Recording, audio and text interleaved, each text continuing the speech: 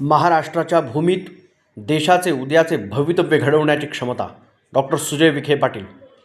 कोपरगाव कोकण मठान येथे 69वी शालेय राष्ट्रीय 14 वर्षाखालील कबड्डी स्पर्धा उत्साहात सुरू.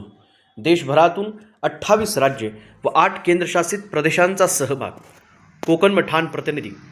खेळ भावना, शिस्त आणि जिद्दीच्या बळावर घडवणारे आजचे खेळाडू हेच उद्याचे देशाचे खरे प्रतिनिधी असतात.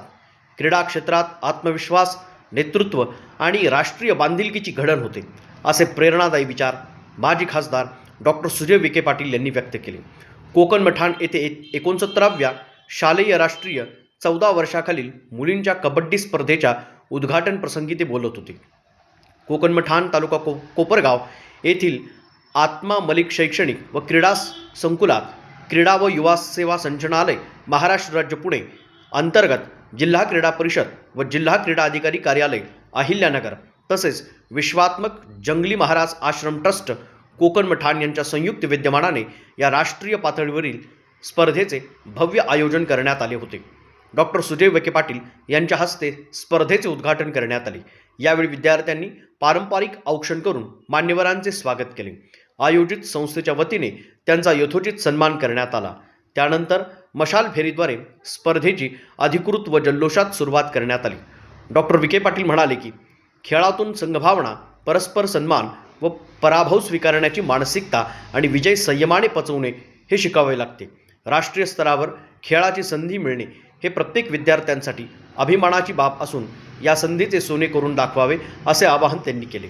या 69व्या राष्ट्रीय कबड्डी स्पर्धेत देशातील 28 राज्ये व 8 केंद्रशासित प्रदेशांमधून तब्बल 560हून अधिक विद्यार्थ्यांनी सहभाग नोंदविला आहे.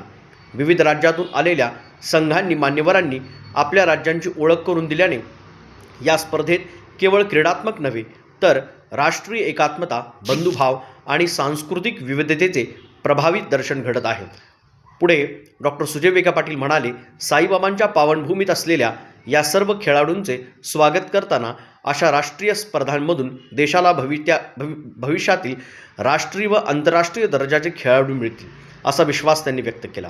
महाराष्ट्र राज्य क्रीडा क्षेत्राच्या विकासासाठी सातत्याने प्रयत्नशील असून खेळाडूंना प्रोत्साहन देण्यासाठी शासन सदैव त्यांच्या पाठीशी उभे राहील, असे मत त्यांनी व्यक्त केले.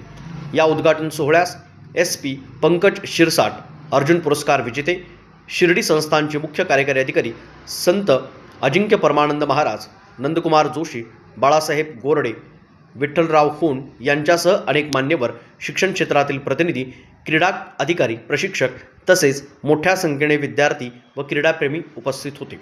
RPS स्टार न्यूज पत्रकार आदिनाथ कडू.